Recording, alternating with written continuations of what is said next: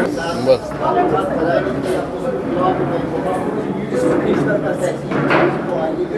Photo तो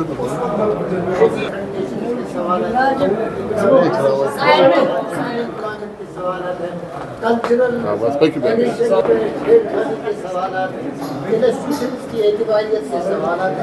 राजीव गांधी इस बात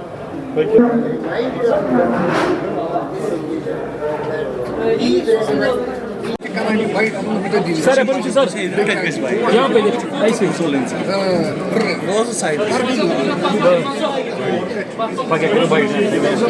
उसके मुताबिक जो आजादी से पहले हमने पेश किए थे वही सस्टेनेबल प्रिंसिपल्स है जिससे आपका सामान भी बढ़ेगा।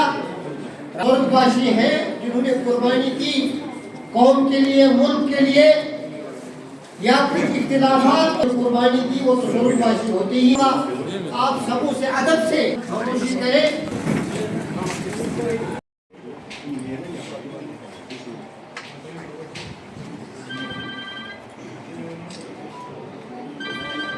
ओवर। आज सबको पता है कि आज राजीव गांधी जी का दिन है। इसी दिन आज के ही दिन शहीद हो गए हैं और आज हम पीसीसी हेडक्वार्टर पे महिला कांग्रेस भी और पीसीसी कांग्रेस भी, युवा कांग्रेस भी, एनयूसीआई भी, सेवा दल भी सब मिलके उनका दिन मना रहे हैं। और आज हमारे, मुझे लगता है हमारे पूरे मुल्क के लिए उसकी शहादत जो है वो तो बहुत ही, उसमें कोई ये नहीं कह सकता कि वो जो हम शहादत पा गए, जो उन्होंने कंट्रीब्यूशन दे दी एक सिंगल टर्म में, वो एक बार प्राइम मिनिस्टर बने, लेकिन जो उसने एक सिंगल टर्म में पूरे मुल्क के लिए, चाहे हम देखेंगे इंफॉर्मेशन टेक्नोलॉजी को लेके, कंप्यूटर्स को लेके, टेलीकॉम को लेके, या हम पंचायती राज को लेके, जो उन्होंने कंट्रीब्यूशन है एजुकेशन में इक्वलिटी के लिए अगर देखेंगे उनमें बहुत ही कंट्रीब्यूशन रहा है टुवर्ड्स जो हमारे अपना कंट्री है उसके, उन्हें बहुत अचीवमेंट्स दे दी है। तो मुझे लगता है उस जैसा कोई प्राइम मिनिस्टर नहीं उठ सकता है।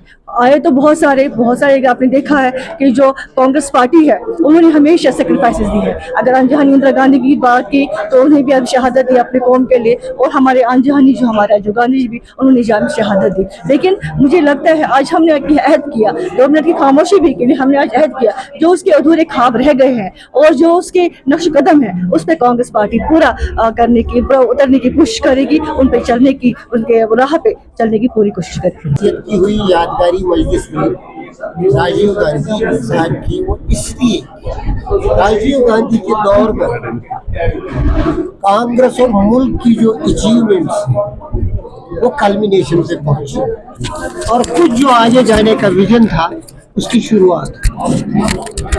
4-5 चीजें याद करने के लिए है जो मुल्क के लिए जरूरी है और जो राजीव गांधी को आज के इस ऐतिहासिक दौर में रेलेवेंट बनाए। एक चीज ये कि इंडोर्समेंट कांग्रेस पॉलिसीज की मैक्सिमम उसी दौर में है जब उनके पास, कांग्रेस के पास 401 पार्लियामेंट की सीट है। वो इंडोर्समेंट होती है, डेमोक्रेटिक इंडोर्समेंट, एप्रिसिएशन, एक्नॉलेजमेंट होता है, वो उन्होंने हाथ पार किया।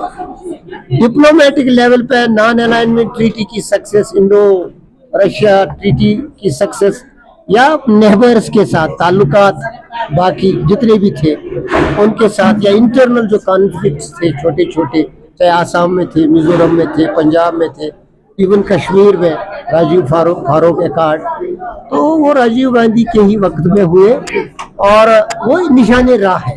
वो अचीवमेंट्स भी है मुल्क की। इकोनॉमिक एम्पावरमेंट एक मुल्क की होती है, तहजीबी एम्पावरमेंट मुल्क की होती है, वो सब कुछ उन्हें। आज जब कांग्रेस संविधान को बचाने की बात करती है, मुल्क की एकता की बात करती है, अमन की बात करती है, टेररिज्म से जूझने निपटने की बात करती है, तो आई विल से कि जो एपिटोम है इस विजन के या इन कंट्रोवर्सीज के रेजोल्यूशन के, वो राजीव गांधी जी। देखिए, मैंने आपको कहा कि ये जो मुल्क है इंडिया, इसका एक डेमोक्रेटिक टेम्परामेंट है।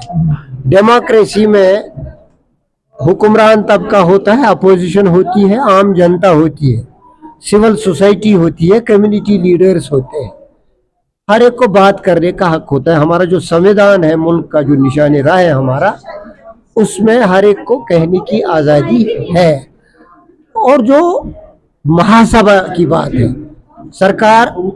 सरकार आवाम के एतमाद से होती है, आवाम के तय फैसला लेने होते हैं, आवाम के लिए लेने होते हैं, आवाम सवालात भी करती है, सोशल ऑडिट भी होता है, पार्लियामेंट्री डिस्कशन भी होता है, मीडिया ट्रायल भी होता है, क्या नहीं होता है यहाँ। तो कांग्रेस जो सवालात करती है वजह तौर करती है, और वो सवालात उठेंगे ही उठेंगे, क्योंकि अकाउंटेबिलिटी के बगैर सस्टेनेबल डेमोक्रेसी कायम नहीं होती। डेलीगेशन के लिए यही कहेंगे, controversy not with standing, delegation कामयाब हो अमन के कयाम के लिए, मुल्क की शबी को आगे ले जाने के लिए, और मुल्क के अंदर खासकर रियासत जम्मू कश्मीर में जो लोगों को मसाइब से जूझना पड़ता है कॉन्फ्लिक्ट्स की वजह से, कन्फ्रंटेशंस की वजह से, आइंदा वो दिन देखने ना पाए।